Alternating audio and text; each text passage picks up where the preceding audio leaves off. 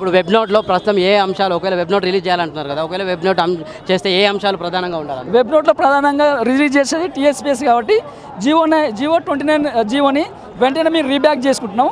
జియో 55 అమలు చేస్తున్నాం, అదొకటి ఎక్స్పెక్ట్ చేస్తున్నాం. ఆ తర్వాత టీఎస్పీఎస్ నుండి ఇన్ని రోజులు మేము చదివిన తెలుగు అకాడమీ బుక్స్ ఈరోజు అది రిఫరెన్స్ కాదని చెప్పడం. సో ఎలాంటి బుక్స్ మేము చదవాలి, ఏ బుక్స్ రిఫరెన్స్, అది కూడా మేము ఇప్పుడు ఈరోజు ఎక్స్పెక్ట్ చేస్తున్నాం. అదేవిధంగా ప్రిలిమ్స్ రాయబోయే వాళ్ళకు మార్క్స్ ఎన్ని, అసలు అందులో నాన్ లోకల్స్ ఒక ఇష్యూ ఉన్నది. నాన్ లోకల్స్ ఏపీ వాళ్ళు కానీ ఈ చుట్టుపక్కల రాష్ట్రాలు కానీ ఏపీ వాళ్ళు ఇలాంటి నాన్ లోకల్స్ అసలు ఎంతమంది మెయిన్స్ క్వాలిఫై అయ్యారు, అదొక లిస్ట్ మాకు కావాలి. ఇలాంటి మేము స్పష్టంగా మేము ఎక్స్పెక్ట్ చేస్తున్నాం. రైట్.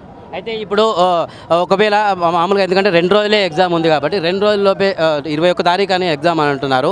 ఇప్పటి వరకు కనీసం ఇంత ర్యాలీ చేస్తున్నా కానీ మీలో నుంచి ప్రధానమైన అభ్యర్థులు ఒకరిని ఎంపిక చేసుకొని, ఒక గ్రూప్ ఆఫ్ పీపుల్ని ఎంపిక చేసుకొని సీఎంఓ కానీ మన ముఖ్యమంత్రి కార్యాలయం నుంచి కానీ ఎటువంటి స్పందన రాలేదు ఇప్పటివరకు.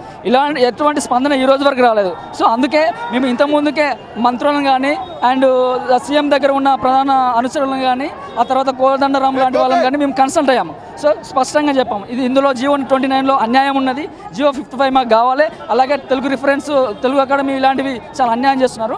ప్రభుత్వాన్ని తీసుకెళ్ళాలని చాలాసార్లు మేము విన్నపం చేసాం, కలిసాం, సీఎం దగ్గరికి వెళ్ళే ప్రయత్నం కూడా చేసాం. ఇంతవరకు మాకు ఎలాంటి స్పందన రాలేదు.